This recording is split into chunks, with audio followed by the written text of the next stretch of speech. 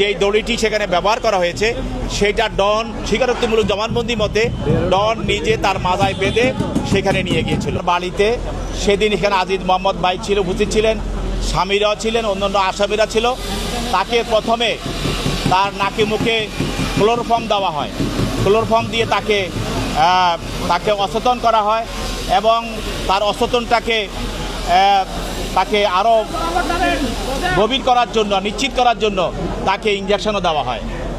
তারপরে পরবর্তীতে তার মৃত্যুটাকে নিশ্চিত হওয়ার পর তাকে ফ্যানের সঙ্গে দড়ি দিয়ে ঝুলিয়ে রাখা হয় এবং এই যে তাকে ঝুলিয়ে রাখা হয়েছিল, যেই দড়িটি সেখানে ব্যবহার করা হয়েছে সেটা ডন তার স্বীকারোক্তিমূলক জবানবন্দি মতে ডন নিজে তার মাথায় বেঁধে সেখানে নিয়ে গিয়েছিল।